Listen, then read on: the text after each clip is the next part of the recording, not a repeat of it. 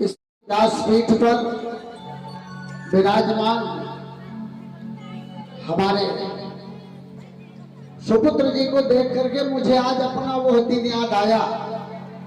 17 नवंबर 1996 था। हमारे पिताजी उधोई में भागवत कथा कर रहे थे।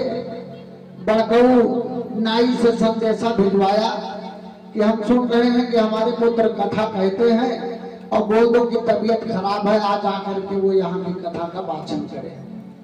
बड़कऊ भी नहीं रहे। इस बीच में मैं गया, कथा कहा और कथा कहने के उपरांत उनके चरणों में अनुनय विनय प्रणाम किया। उन्होंने कहा कि पुत्र, अब मुझे ये खुशी है कि तुम हमारी इस विरासत को जिंदा रख करके मुझसे जो जुड़े हुए लोग हैं उनको सदा जोड़े रखोगे।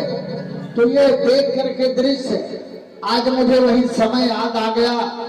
बहुत बार ऐसा हमने सुना, समय आया, लेकिन आज ये वो धरती दिल्ली गांव की पतित पावनी भगवान श्री राम के कथा महोत्सव की धरती है, जहां हमने अपना बचपन भी व्यतीत किया है।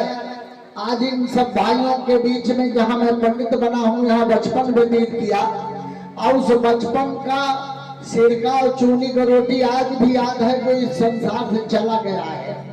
उसके बाद में भागवत कथा कई बार आप सबका सानिध्य मिला, लेकिन हमने तो इनको बहुत बार कहा कि आप इस कार्यक्रम की शुरुआत करो, मेरे कहने से नहीं किया।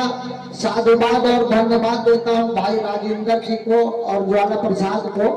पता नहीं कौन सी बटन इन्होंने इनके दिमाग की दबा दी, इन्होंने कहा कि अब हम इस कार्य को करेंगे। तो बहुत सारी ढेर सारी शुभकामनाएं इन दोनों भाइयों को, और नित्य प्रति इसी तरह से आपका सानिध्य जनता जनार्दन स्वरूप होती है। आप सब भगवान तुल्य हैं। इनको जनमानस की पवित्रता, मानस पावनी भगवान राम की कथा, कृष्ण कथा कहने का आपकी तरफ से ढेर सारा आशीर्वाद और शुभकामनाएं प्राप्त हो। इसी के साथ आप सबसे ढेर सारी शुभकामनाएं और साधुवाद देता हुआ हम अपनी वाणी को विराम देते हैं।